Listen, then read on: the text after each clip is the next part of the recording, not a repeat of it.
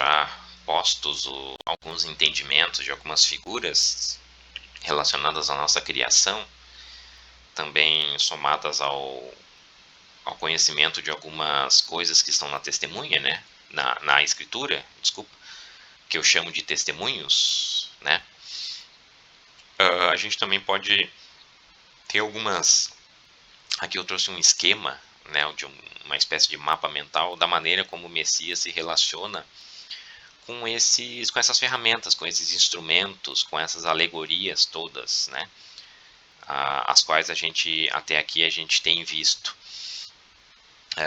Especialmente no que diz respeito às colheitas, que é a raiz de essas coisas que aqui, desses prolongamentos que estão conectados a elas, né? Mas as colheitas, as principais colheitas lá do calendário agrícola hebreu, de tradição hebraica, são a cevada, o trigo e as uvas, exatamente nessa ordem, tá? Cevada primeiro, trigo, depois e por último as uvas. E também a relação dele com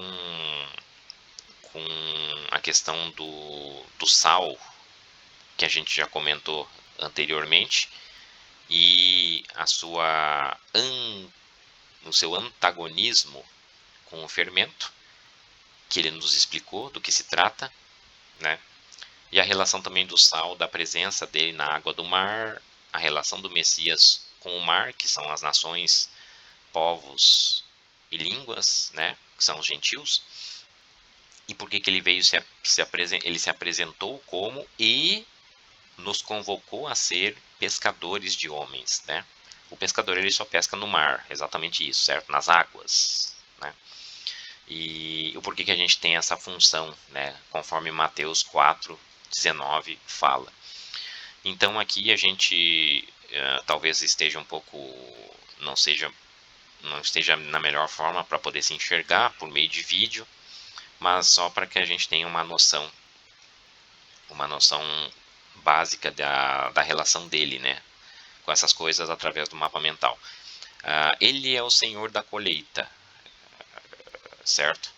Lembra que ele nos ensinou, inclusive, dizendo que a colheita era muito grande e são poucos os trabalhadores, né? Que a gente pedisse ao dono da colheita, ao Senhor da colheita, ao dono do campo, que é o Criador, e por meio dele também, né, por intermédio dele, para que mandassem mais colaboradores, né?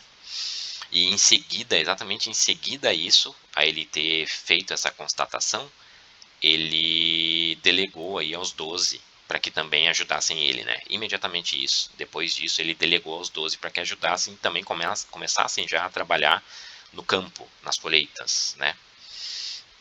Despachando os 12 para que também espalhasse a mensagem, expulsasse os demônios, curasse os enfermos, né? E fizesse tudo aquilo que eles acabaram fazendo. Bom, mas se ele é o Senhor das colheitas, ele é o responsável pelos campos, né? As colheitas estão sob sua ordem, pela ordem do Messias, o leão da tribo de Judá, né? A gente tem que entender o que são essas colheitas, né? Cevada, trigo e uvas, né? Porque é da cevada que eu já tenho explicado um pouco sobre o que eu tenho entendido dela, desse cereal, e da cevada e do trigo, juntamente com os dois, é que se faz o pão, certo? É que se faz o pão. Mas tanto o pão de uma maneira geral, mas principalmente o pão ázimo, que também conecta ao Messias. Aqui a gente já tem a primeira relação circular, parabólica dessas coisas, né? Com as colheitas da cevada e do trigo, aqui se faz o pão, que também representa exatamente o Messias, né? Do pão ázimo a gente tem a ideia do afikoman, que a gente também já conversou. O afikoman, aquele costume de envolver o pão ázimo num pano de linho e deixar que as crianças o procurem, sob uma recompensa dada pelo pai, que também poderia contar com o penhor, algo que servisse como garantia temporária até que a verdadeira recompensa da criança viesse, né, dada pelo pai. Então a ideia do Afikoman é a ideia de que o espírito é o penhor do Afikoman, né, e o Afikoman trata do pão ázimo, que é o nosso Salvador, o corpo dele envolto em pano de linho, ou seja, a prova de que ele morreu e ressuscitou, é o sacrifício que ele fez por nós, ele venceu a morte, certo? Essa linha aqui é que nos conduz à vida eterna, né? Aqui nós temos uma linha espiritual, uma ideia espiritual, com o Messias, o pão ázimo, o Afikoman, o Espírito, que nos conduz à vida eterna. Essa é a relação, já tem uma relação aqui com o Messias e com as colheitas, tá? A parábola do joio e do trigo, em Mateus 13, seria um desvio disso. Também já aproveitando a falar que como legendas aqui, eu uso as linhas pretas, as conexões do Messias, fazendo parte do caminho, e aqui eu deixo o Messias sempre centralizado, reforçando a ideia de que a verdade ela é convergente, ou seja, ela é um ponto central na qual todos os caminhos, independente do que qual o atalho, qual o caminho aqui que vai ser pego, qual a linha que vai ser seguida, a linha preta, vai levar a ele, certo? Que é o ponto central e convergente, que Roma blasfemou, né? Por isso que hoje se diz que todos os caminhos levam a Roma. Mentira, todos os caminhos levam à verdade do Messias, que é convergente, né? Então, e as linhas pretas traduzem os caminhos dele, né? Enquanto que as linhas mais claras, laranja, representam exatamente o desvio do caminho. E o desviar do caminho, né? A gente já entendeu o que significa, que é a ideia de pecado. A ideia hebraica de pecado é isso, né? É o desvio do caminho. Então, veja que na colheita, diferente da colheita da cevada, na colheita do trigo a gente tem aqui uma impostação no meio. E é uma impostação sensível, porque eles são muito parecidos enquanto são novos, mas a real diferença entre eles só vai realmente se manifestar, só vai ser visível, quando eles já estão maduros e na época certa da colheita, né? Que é o joio no meio do trigo, que é a parábola do joio e do trigo, em Mateus 13 nos contou. Mas o joio, o que é? O joio ele é um desvio, ele é a linha laranja. Ele sai da linha preta do Messias, o trigo, e passa para a linha laranja, que seria um desvio dos caminhos dele. É um desvio já da verdade convergente, certo? É claro que o joio representa aquilo que a gente tem entendido na parábola. Ele é semelhante ao trigo, mas na verdade ele é de dura cerviz, né? Ele não se curva à mensagem, ao contrário do trigo que se curva e se reveste de ouro, né? O aspecto dele é um aspecto dourado, né?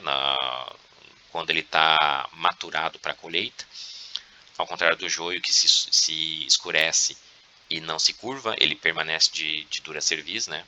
Por isso essa figura, né? E a figura do joio é que é atado em molhos e jogado nas trevas exteriores, no lago de fogo, onde há choro e ranger de dentes, certo? Ele é recolhido para ser queimado, enquanto o trigo é recolhido para ir para o celeiro. Não é isso que Mateus 13 diz? Então o joio nos conduz à sepultura definitiva, ao Sheol, porque é um desvio, é um pecado em relação aos caminhos do Messias, certo? Essa ideia também mais detalhada da questão do trigo e do joio eu também gostaria de trazer nas conversas futuras, tá? E a gente também tem a colheita das uvas, que seria a última, né? Que é dela que se faz o vinho, porque as uvas elas precisam ser pisadas no lagar para exibir os frutos, para que tenham seus frutos exibidos, certo? E é delas que se faz o vinho. Mas qual vinho? Bom, a gente tem vinho velho e vinho novo. Aí com esse círculo preto aqui, a gente tem as tomadas de decisões, né? As dicotomias, né? Tratando de um mesmo assunto, mas com duas vertentes, de um lado e para outro, certo? Conforme Mateus 19, a gente tem a ideia do vinho velho e do vinho novo. Lembra que ele nos ensinou de que os dois não podem ser misturados, então, portanto, a gente tem que fazer a escolha de qual vinho. Isso está relacionado às colheitas, exatamente a colheita das uvas, né? Lembra que o Senhor das colheitas é o Messias. Por um lado, se a gente escolher o vinho novo, a linha preta, que é o caminho dele, o vinho novo é exatamente o sangue que ele derramou por nós para que todos sejam salvos, né? E daí a gente tem a ideia da aspersão, que a gente já tem conversado. Essa é a relação da aspersão com o nosso Salvador. Ó, está no caminho dele. A aspersão é exatamente a, a cobertura estendida a todo mundo do sangue salvífico que ele derramou por nós na cruz, né? Que nos dá a vida eterna, claro, conforme Mateus 26 está dizendo, né?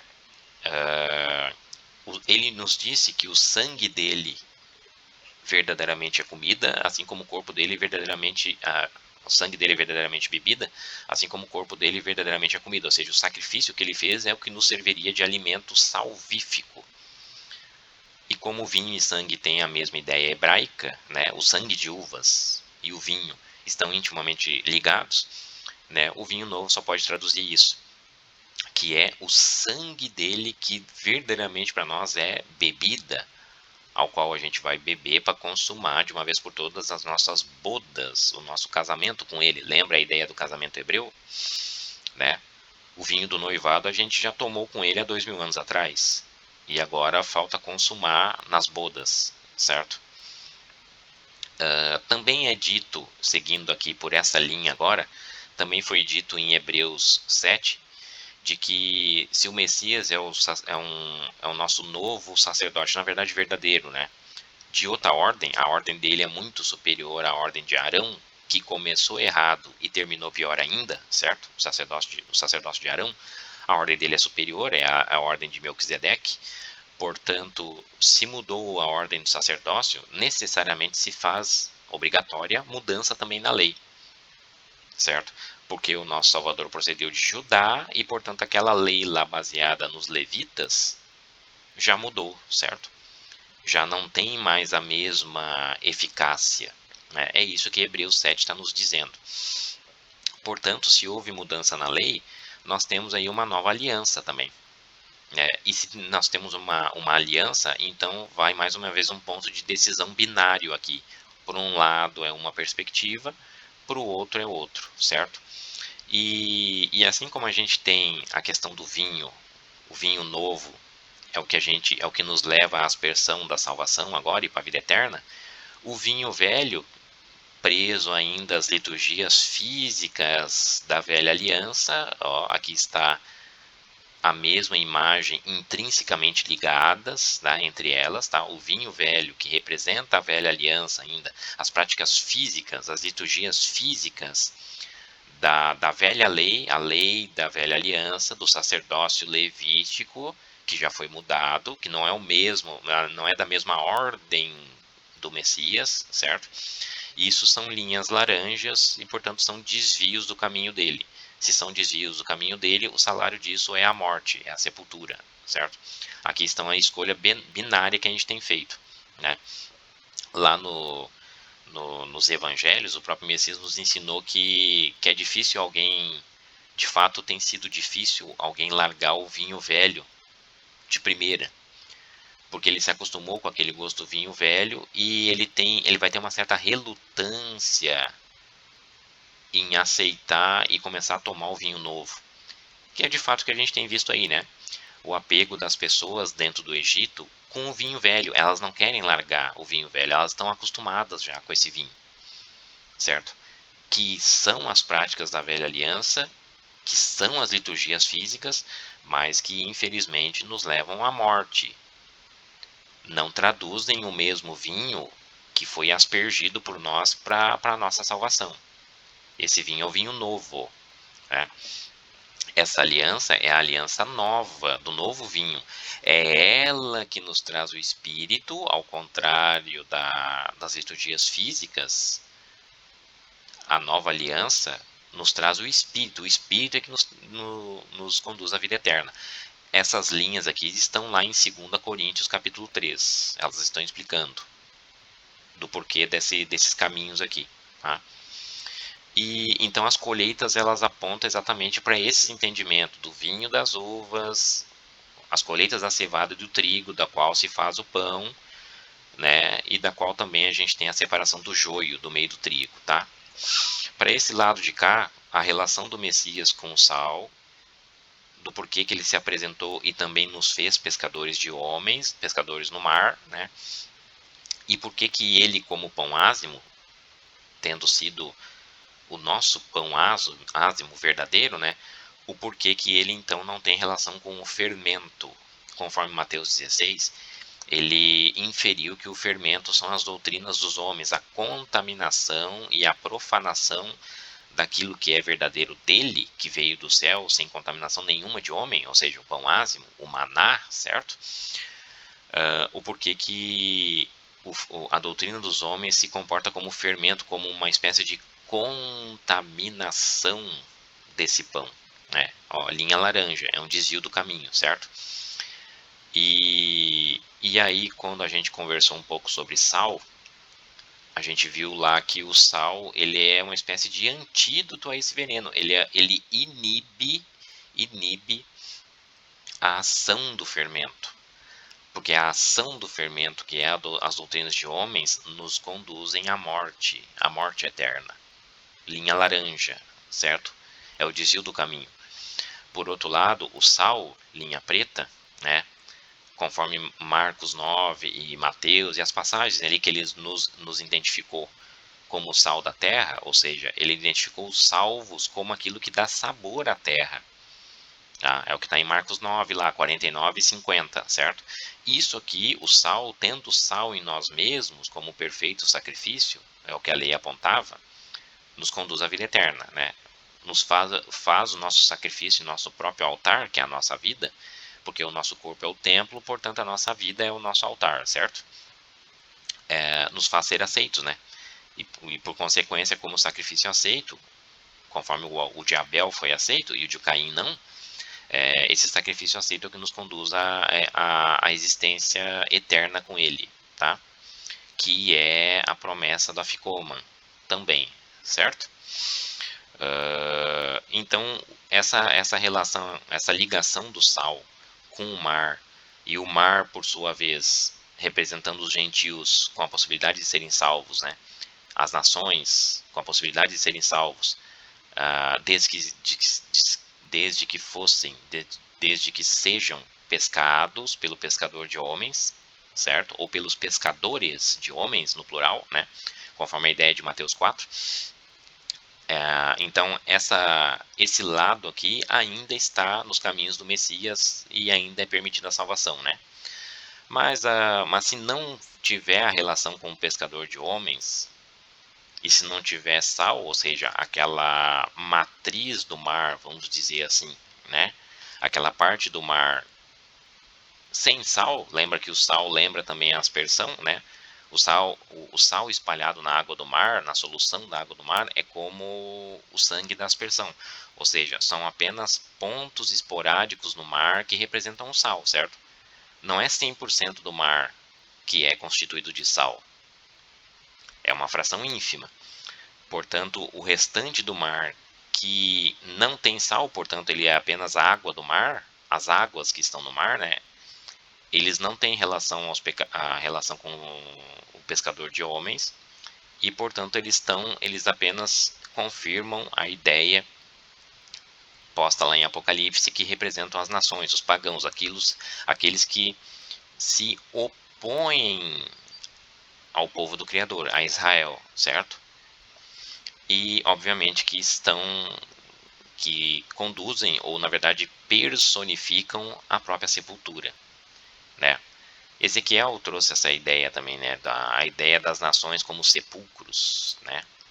As nações, ou seja, os povos que são rebeldes às coisas da herança e, portanto, configuram adversários de Israel, do povo dele, claro que espiritualmente falando, ele comparou todos eles a sepulturas, a sepulcros, né? Conforme a ideia que está aqui. Então, graficamente, a gente pode ter essa ideia aqui do Messias como pescador de homens, pescando no mar, ou seja, no meio das nações, nos gentios, físicos, claro, né? Mas o que vai definir quando uma pessoa é gentia física ou espiritual, né? Físico todos nós somos, né? Mas se nós, como gentios físicos na carne, formos pescados pelo pescador de homens no mar, que a gente que a gente representa, né? Logo, a gente tem sal em nós mesmos, a gente vai passar a prefigurar o sal que estava dentro desse mar, que é justamente o que dá graça ao mundo, vamos dizer assim, né? O que dá sabor ao mundo, certo? A utilidade desse sal é o que mantém o mundo ainda ativo, vamos dizer assim, ainda existindo, né? Veja que isso que dá sabor ao mundo é retirado do mar, exatamente do mar. O mar representam os gentios físicos. Mas se tu não for pescado do mar como um peixe, né? Desse nosso mar de gentios físicos, tá? Se tu não for pescado desse mar, retirado dele, né? Para se tornar sal, exatamente tu continua no mar espiritual, né? E aí sim, se tu é gentil espiritual, né? Tu não passou a ser Israel espiritual, mas continuou como gentil, gentil espiritual, esse sim é que é conduzido à morte. Né? Isso, o fim dele vai à sepultura. Ou seja, é aquilo que foi dito tanto por Paulo, né, que insistiu bastante nisso, mas o próprio Messias já tinha deixado isso bem claro, né? O João Batista também falava sobre isso, né? Que filho de Abraão e Israel é aquele, verdadeiramente é aquele que o é espiritualmente. O nascido na carne em Israel, o Israel carne, ele não tem, isso não é o suficiente para salvação alguma. Assim como o nascido gentil, como é o nosso caso, na carne, isso também não nos impede em nada a salvação. Certo? Isso eram apenas figuras alegóricas que existiam antes, mas o Messias veio e derrubou essa parede da separação, certo? Porque na verdade essa separação, ou seja, as leis dele, né? Não a vinda física do Messias, mas as leis do Messias derrubou isso de uma maneira eterna, portanto para frente e para trás. De modo que hoje a gente entende nas escrituras que essa separação nunca existiu, na verdade. Ela foi apenas uma alegoria, nunca existiu essa separação. Desde a fundação do mundo, independente se tu nasceu na Israel física ou não, o que vale para o juízo é a obediência às leis do Messias. Sempre foi isso. Sempre foi. Foi assim com o centurião romano, certo? Foi assim com todos, né? Então, se tu é filho na carne de Israel, isso não significa nada. Se tu é nascido gentil fora de Israel, isso não na carne, isso não significa nada também.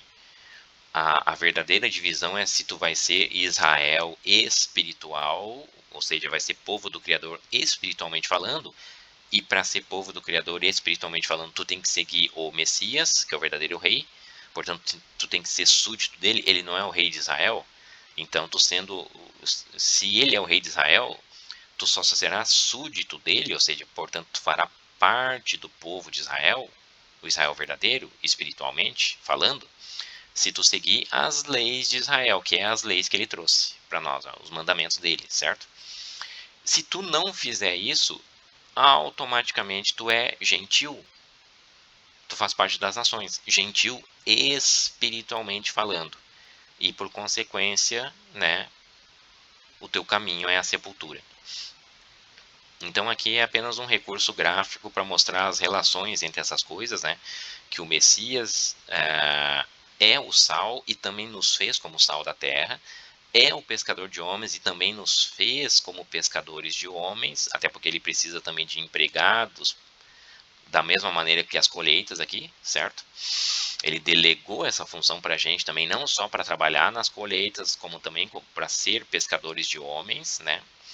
E a relação que o sal tem com o mar, a relação adversa, aqui o sal tem a relação direta com o mar, mas tem uma relação adversa com o fermento, que por sua vez também tem relação adversa com o pão ázimo, né?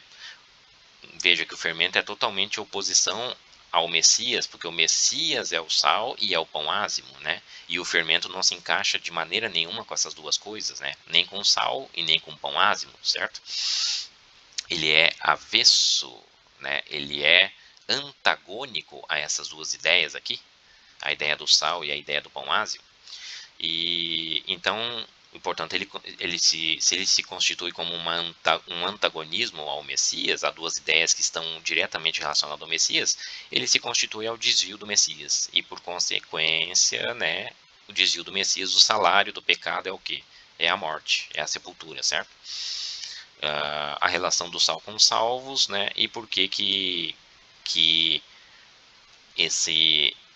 essa divisão aqui dentro do próprio mar, né? Se tu estiver dentro do mar como a gente de fato está no mar, tá?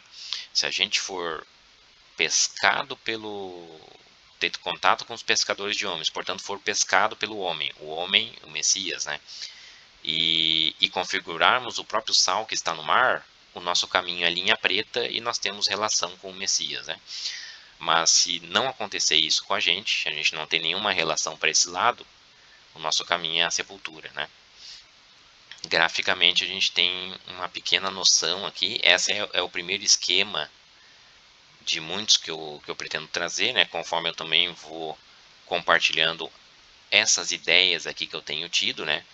Da cevada, do afikoman, por exemplo, do sal, a relação dele com o fermento, a relação da aspersão. Conforme eu vou clareando um pouco mais essas ideias, aí eu vou trazendo também as relações que o Messias tem com tudo isso e por que ele está sempre no centro desse esquema, como o ponto da verdade na qual todos os caminhos levam a ele.